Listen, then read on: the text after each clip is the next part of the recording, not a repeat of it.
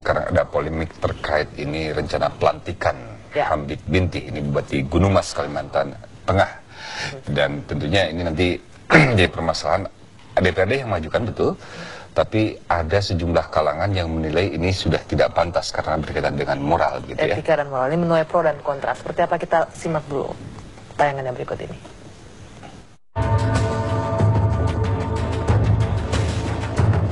Inilah Hamid Binti, Bupati Gunung Mas, Kalimantan Tengah yang mendekam di rumah tahanan KPK di Pom dan Guntur Jaya, Jakarta Selatan.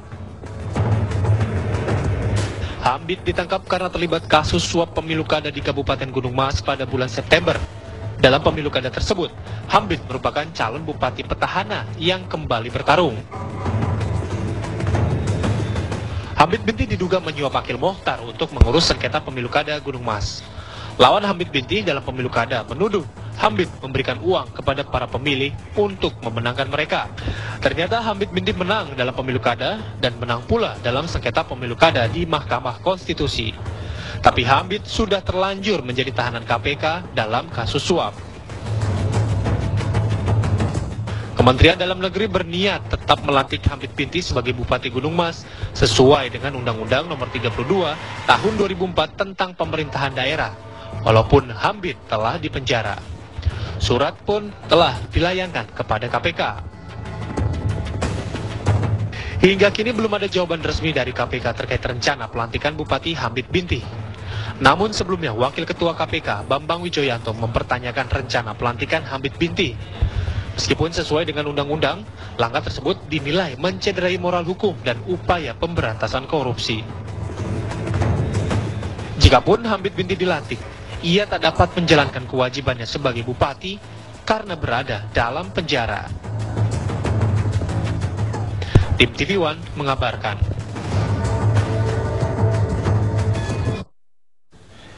Jadi benarkah alasan Kemendagri yang akan melantik Hamid Binti, dan apakah keberatan KPK yang menyatakan pelantikan tak sesuai moral hukum juga dapat dibenarkan? Untuk menjawab itu kita akan berbincang pada petang hari ini dengan staf ahli Kemendagri dan juga juru bicara Redoni Zarmunek. Selamat petang, Pak Doni. Selamat petang, Mas Dewi. Ya.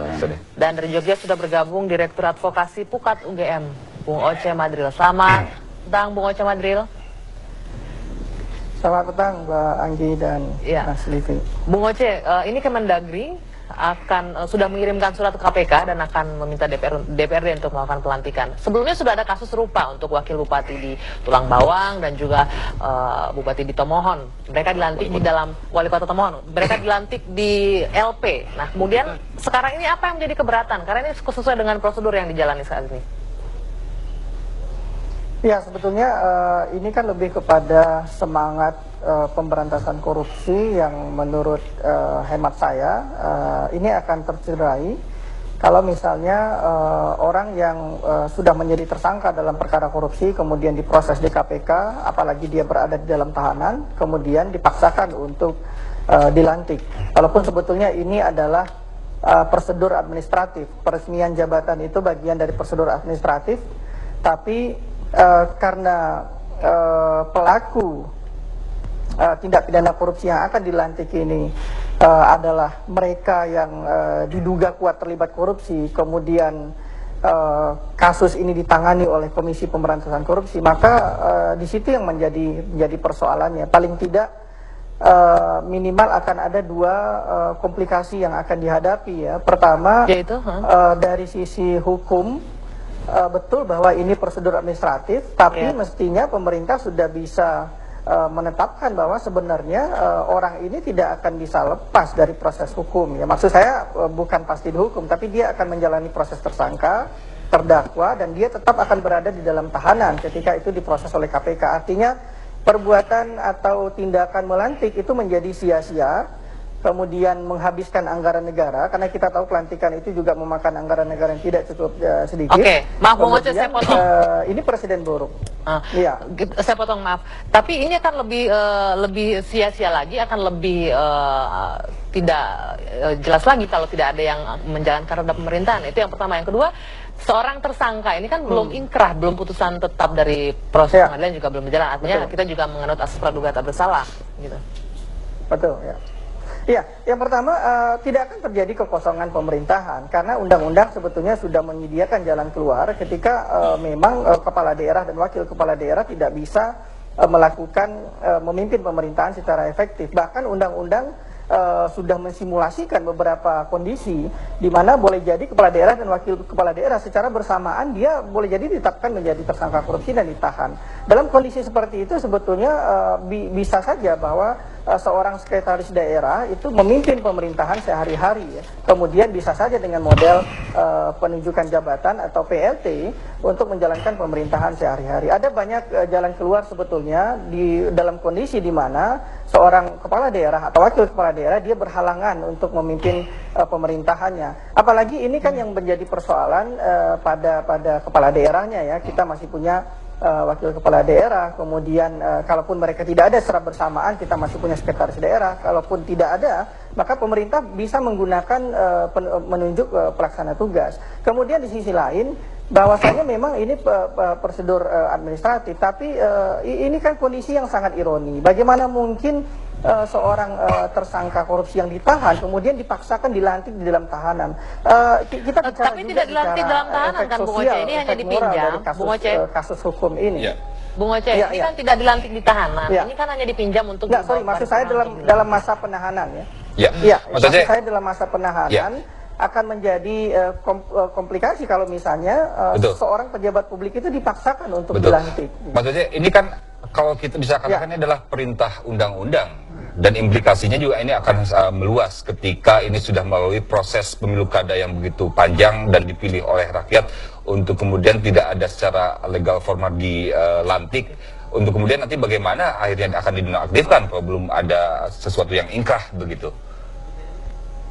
Iya, sebetulnya perbuatan yang sia-sia juga untuk melantik kan, karena ketika dilantik dan ketika kasus ini masuk pada proses persidangan yang tidak akan lama lagi kan dia harus diberhentikan juga gitu. Jadi menurut saya akan lebih bijak kalau saat ini pemerintah memilih untuk saya kira tidak melantik terlebih dahulu, karena kalaupun dilantik sekarang itu kan akan diberhentikan lagi.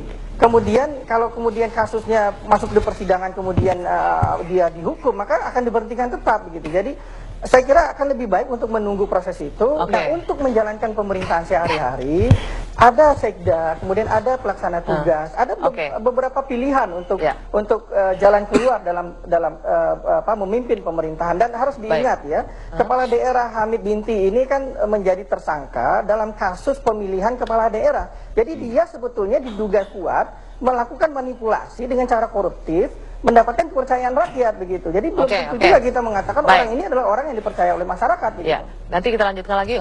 Pak Doni juga mungkin bisa menanggapi, katanya kan nanti bisa dinonaktifkan lagi. Nanti pertanyaan seperti pernyataan Anda tadi, gimana menonaktifkan kalau tidak diaktifkan terlebih dahulu, tidak dilantik? Ini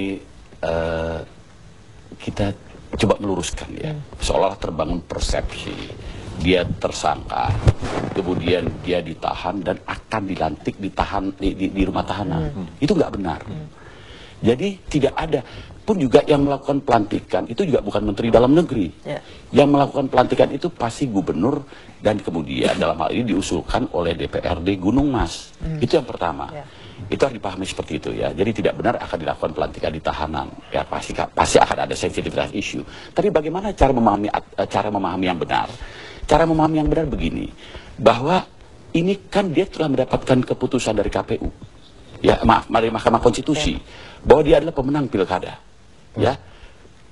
Meskipun dia diduga menyogok, tetapi biar bagaimanapun keputusan MK telah menyatakan dia adalah pemenang pilkada, dan ini kan ada hak konstitusinya dan final mengikat, bahwa dengan dasar itulah maka dia memiliki hak untuk dilantik dan kemudian juga ada bagian dari pemilihan. Karena dia pemenang pilkada. Pertanyaan kita menjadi sederhana. Bagaimana dia akan dinonaktifkan kalau dia tidak pernah aktif? Nah, dengan dasar itulah maka Undang-Undang Nomor 32 Tahun 2004 tentang pemerintahan daerah dan PP Nomor 6 Tahun 2005 tentang pengangkatan dan pemberhentian kepala daerah dan wakil kepala daerah, maka yang bersangkutan perintah undang-undang memang harus dilantik meskipun dalam status tersangka, ya, dan kebetulan ditahan. Nah, dengan dasar dia tersangka itu dilantik, nanti kalau dia sudah menjadi terdakwa, berarti sudah berkekuatan, sudah P21 dan seterusnya, dilimpahkan ke pengadilan oleh JPU, maka dengan dasar itulah Menteri Dalam Negeri punya kewenangan untuk melakukan pemberhentian yang bersangkutan secara non-aktif sementara. Jadi cara memahami seperti itu. Jadi jangan diartikan bahwa akan ada terjadi pelantikan di penjara. Jadi sebetulnya format yang sebenarnya adalah begini, bahwa ini tidak hanya pertama kali. Dulu memang pernah ada Thomas Jefferson Rumaja, wali kota Tomohon, kemudian Bupati Bovendigul, wali kota wakil Bupati Tulang Bawang. Di sana Jefferson Rumaja memang dipinjam, jadi peminjaman untuk dilantikkan dalam format sidang paripurna istimewa DPRD. Jadi PP 16 2010, Permendagri nomor 35 tahun 2012 mengatakan pelantikan itu di depan sidang paripurna istimewa dan ditahanan ya.